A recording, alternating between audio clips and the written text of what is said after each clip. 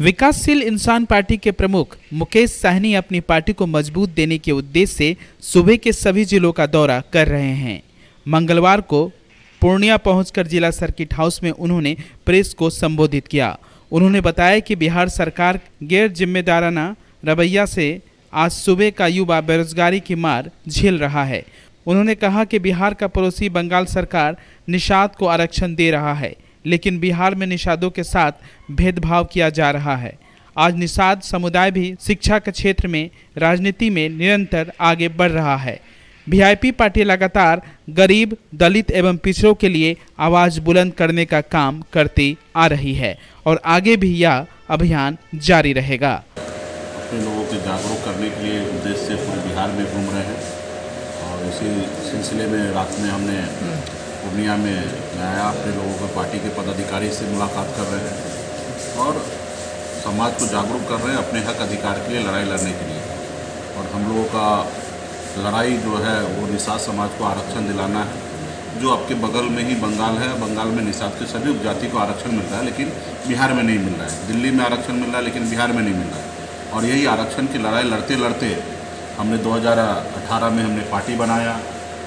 2020 तक हम लोग बिहार में अपने विचारधारा को जमीन तक पहुंचाया और उसके बदले में बिहार की जनता ने हमें 4 विधायक जिता के दिए और बिहार सरकार का हिस्सा में बना और अपने हक अधिकार के लिए आवाज़ बुलंद कर रहे थे। तो लोगों को पसंद नहीं आया, उन लोगों को जो इस समाज को आज़ादी से लेकर अब तक गुलाम बना के रखे हैं, पैरों में हाथों में बेड़ियाँ डाल के रखे हैं। और वो देख रहे हैं कि अगर ये समाज अगर अपने पैर पे खड़ा हो गया तो शायद कल के लिए मेरे लिए भारी होगा, समस्या खड़ा होगा। ईजिली इस समाज को गुमराह करके पैसा दे के वोट लेकर और हम सरकार बना के राज करते हैं। और ये समाज अगर अपने वोट का ताकत समझ लेगा तो शायद हमारे लिए आने वाले समय में समस्या खड़ा हो जाएगा और हम उस जगह पे नहीं पहुँचेंगे। तो इसलिए उन्होंने पहले पार्टी तोड़ा, फिर सरकार से बाहर किए। तो उनका जो काम था उन्होंने किया। अभी मेरा काम है संघर्ष करना, लड़ाई लड़ना। अब पूरे बिहार में संगठन पार्टी को मजबूत करके और आने वाले पर ही लड़ाई लड़ना है।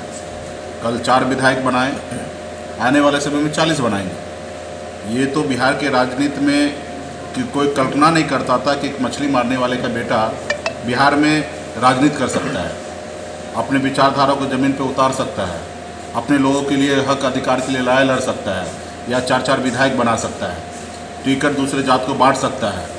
आज तक तो हमारे लोग दूसरे पार्टी में टिकट मांगने में पूरी ज़िंदगी बिता देते थे, चप्पल घिस जाता था, लेकिन एक टिकट उनको नहीं नसीब होता था। लेकिन हमने 2020 में ये थ्योरी को हमने बदला और एक मल्लाह निषाद का बेटा सभी जाति धर्म के लोगों को टिकट देने का काम किया। तो हम लोग संघर्ष करने वाले लोग हैं, बिहार से लेकर मुंबई तक संघर्ष किए हैं। 2020 में ये थ्योरी को हमने बदला और एक मल्लाह निषाद का बेटा सभी जाति धर्म के लोगों को टिकट देने का काम किया। तो हम लोग संघर्ष करने वाले लोग हैं, बिहार से लेकर मुंबई तक संघर्ष किए हैं। बिहार में भी हमने संघर्ष किया, जो कभी नहीं हुआ वो हमने कर दिखाया। तो आने वाले समय में भी उसी तरीके से संघर्ष होगा और जैसे हमने कहा ना 4 से 40 आने वाले समय बनाएंगे। एक समय होगा कि 125 बना के अपने दम पर बिहार में सरकार बनाएंगे। जनता को सोचना है कि 75 साल के बाद पहली बार देश में ऐसे सरकार आए हैं जो कभी नहीं हुआ, वो सब अद्भुत काम कर रहे हैं। कपड़े पे टैक्स लगा रहे हैं, आपके आटा पे टैक्स लगा रहे हैं, ये सब कर रहे हैं। तो आप ये जनता को समझना है कि आपको कैसे सरकार चाहिए। आपको पनीर पे टैक्स लगा रहे हैं, दूध पे टैक्स लगा रहे हैं, मतलब आप क्या कर रहे हैं?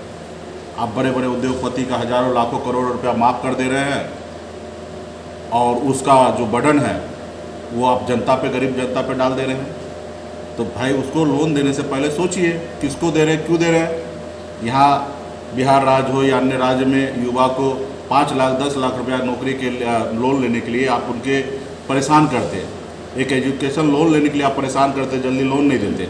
लेकिन आप 1-1 लाख करोड़ 2-2 लाख करोड़ रुपया लोन दे रहे हैं ऐसे आदमी को जिनके पास कोई व्यवस्था नहीं है, और वो पैसे को लेके दायां बायां कर देते हैं और फिर आपको उनको माफ़ करना पड़ता है। और जब माफ़ करते हैं तो फिर खजाना भरने के लिए गरीब के जेब से फिर 1-1 रुपया करके निकाल के और खजाना भरते हैं। तो ये देश में जो आज़ादी से लेकर अब तक जो नहीं हुआ था वो मोदी जी के काल में हो रहा है। हम तो कहेंगे कि मोदी जी कुछ काम कीजिए, फिर ऐसा काम नहीं कीजिए कि जो किसी ने नहीं किया है।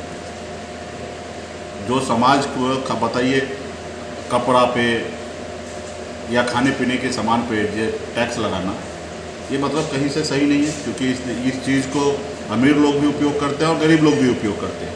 और देश के सरकार ने सोचा कि गरीब लोगों को ये सब चीज़ में परेशान नहीं करना, इसलिए नहीं किए थे। लेकिन अभी की सरकार अगर ऐसा कर रहे हैं तो उनको भी सोचने की आवश्यकता है। 4 साल की नौकरी कर दी, और जब देश के जनता ने, युवा ने रोड पे खड़ा हुआ तो सेना को उतार दी। जनरली हम सेना को उतारते कब? जब पाकिस्तान से लड़ाई हो, चीन से लड़ाई हो, दूसरे देश से लड़ाई हो, उस समय हम सेना को उतारते हैं। और हमारे देश के मुखिया हमारे युवा के प्रति सेना को उतार दिए, प्रेस कॉन्फ्रेंस पूरे देश में करवा दिए कि भाई तुम ऐसा करोगे तो तुमको नौकरी में नहीं आने देंगे। यानी कि डरा धमका के ये अपना योजना को लागू करें। भाई योजना किसके लिए लागू करें? युवा के लिए, गरीब के लिए, देश के नागरिक के लिए। और वो नागरिक को वो पसंद नहीं है तो आप उसके ऊपर विचार कीजिए, संशोधन कीजिए, उनसे बात कीजिए। ना ही कि सेना को उतार के और आप जो बोल दिए वो करना है। तो भाई इससे पहले किसान आंदोलन किया, फिर वहाँ क्यों झुके? सरकार तो 2 साल के बाद आपने वहाँ पे झुका ना, कि आपने किसान आंदोलन के सामने आप झुका, आपने माना कि हमने जो योजना लाया वो गलत लाया। तो ये भी योजना आपका गलत है। आप बताइए देश में 4 साल का नौकरी होगा? तो ये सब सारी चीज़ें, और इसमें ये नौकरी करने के लिए कौन जाएगा? खास करके गरीब, पिछड़ा, ऐसे समाज में से जो लोगों को 30,000 40,000 का नौकरी करना है, से जो बॉर्डर पे जाके गोली खाने के लिए तैयार रहता है कि हम देश का सुरक्षा करने के लिए जा रहे हैं, और उसको आप 4 साल की नौकरी कर रहे हैं। तो भाई ये भी कर दीजिए कि जितना भी सांसद है, विधायक है, उनके घर परिवार के बेटा भी पहले सेना में भर्ती हो। तो ये सब चीज़ नहीं करेंगे और उनको आप नौकरी 17 साल से घटा के 4 साल कर देंगे। तो और उस पर युवा अगर रोड पे आए तो उसको आप सेना उतार के उनको डराइएगा, धमकाइएगा। तो ये अभी देश के युवा को सोचना है। एक उम्मीद से हम लोगों ने मोदी जी को लाया कि अच्छे दिन आएंगे। तो आज देश के युवा को, गरीब को, पिछड़ा को, ऐसे लोगों के लिए अच्छे दिन नहीं दिख रहा है। बड़े बड़े उद्योगपति को लिए अच्छे देखने के लिए मिल रहा है। आप बताइए कि कोरोना काल में 2 साल में 5 मिलियन से बढ़ा के सीधा 150 मिलियन, मतलब हिंदुस्तान का सबसे अमीर व्यक्ति अडानी बन जाता है। 2500 गुना ज़्यादा वृद्धि हो जाता है। आप बताइए कि कैसे हो रहा है? यहाँ कोरोना काल में घर परिवार लोग चला ले, वही उनके लिए था, और ये इतने बड़े दुनिया, भारत के सबसे अमीर व्यक्ति बन गए। तो ये कहीं ना कहीं मोदी जी का पॉलिसी है, और बिहार के जनता, देश की जनता को समझना है कि वो जो कर रहे हैं वो सही कर रहे हैं कि गलत कर रहे हैं। आप और 2024 का समय आएगा, देश के जनता को लगेगा गलत है तो उसका निर्णय लें।